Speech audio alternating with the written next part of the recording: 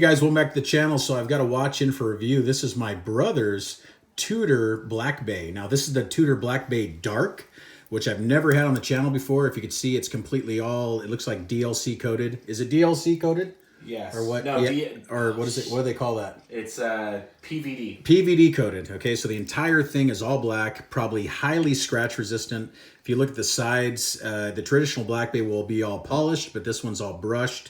You do still have those beautiful chamfers on the side, and you can kind of see that. It's hard to see because it's black, but the size on this thing is a 41 millimeter, which let's measure it so you guys can actually see the measurement real quick, which is, yeah, right at 41 on the nose, and then tip to tip, kind of hard to do on camera, but tip to tip is coming in at 49. And then our thickness, this is where the Black Bays kind of get you. They're thick, 14.3, okay? Of course, sapphire crystal. Beautiful watch. In-house movement. It has the MT 5602, 70-hour power reserve, full balance bridge. You guys probably all know all about that. On the wrist, just a beautiful watch. Has great wrist presence. Fits very, very well. Tudor Black Bay is, the Tudor watch. I mean, much more popular than any other watch in their lineup. But in the black, it just looks amazing. It really does. Now, let's put it on. If you look at that, before I put it on the time grapher, but just look at that beautiful black dial. So you have the 200 meters, 660 feet in red. Then it says chronometer officially certified. Swiss made down there at the bottom, and you have those beautiful snowflake hands. So everything of a Tudor Black Bay, and then you have that 60. Look at that. Oh my God, so satisfying. There's nothing like a Tudor bezel. The action on the bezel is just amazing. Look at that. So let's put it on the time grapher so you guys can kind of see where it's at. My brother's in the room with me. He's there. Of course, you can't see us, but he hasn't seen it on the time grapher, so let's see how well this movement's performing. Now look at that amplitude. That's 352. That's very high. The amplitude on my Submariner is only, 300? So this is really good. And then the beat error is only 0.1, which is very low beat error. Now, I have no idea why the seconds are so high. It's at, what are we at? We're at plus 35. Have you been gaining a lot of seconds? Do you know? No. Because this is super high. Now it's at 62. So let's see if it's going to calm down. I don't know what's going on here, but let's see if it calms down. Okay, yeah. Plus 16. So hold on. It's going to probably level out here. So, but of course it's 28,800 vibrations per hour. And okay, we're at 16. Okay, now, yeah, it's leveling out. So we're at -1 now. So let's see what happens here. -1. Where's the Submariner so I can show you what that, up against that one real fast so you can see.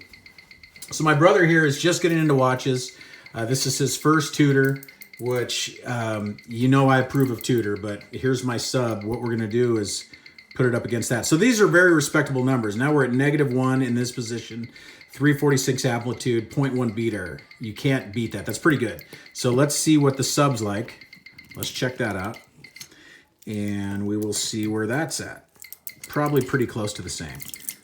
So let's check that, which I have had in the past already. We looked at that before.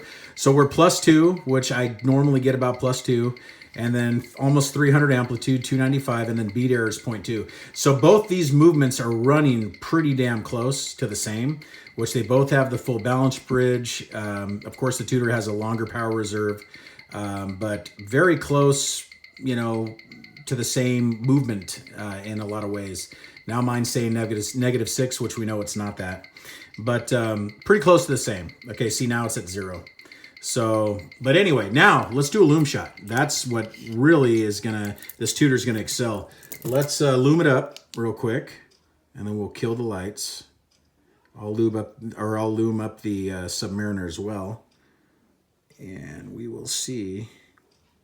I said lube, which is funny. I've already had a little bit of wine, and that is cool because I'm with my brother, and when we get together, we like to drink a little bit. So let's, now this is the same brother, my only brother, which I did a video on a long time ago where I gave him an Orient watch. So if you guys have been following me for a long time, you'll know. And he still has that watch, don't you? Oh, yeah. Yeah, see, oh, he yeah. still has it. Now look at that loom. No Tudor, I mean, there's no other watch that has this kind of loom. This Tudor screams. Now here it is up against the sub, which the sub is respectable as well, but you know that the loom plots are a little bit smaller, so are the hands. But, you know, this is a 20-year-old watch almost, and this one's, you know, fairly new, like a year old. So if you look at that, there they are side by side. So Rolex family, both of them, and you can't mess with Rolex. Rolex and Tudor is, you know, the best. Let me turn on the lights real quick, and then we'll close. And my brother is super happy with this watch, and I hope he will, you know, keep it forever, and of course buy some more. But what's really cool is of course you got screw-in links. It's all brushed. It's just a good-looking watch. Instead of having, you know, the regular Black Bay where it's all polished on the sides, which makes it actually look a little bit thicker. This thing's all stealthy, all brushed. It just looks amazing. So anyway, guys, thank you so much for watching. Thank you, Sean, my brother, for letting me review this watch. You guys have a great day. I'll talk to you later. Thank you. Bye-bye.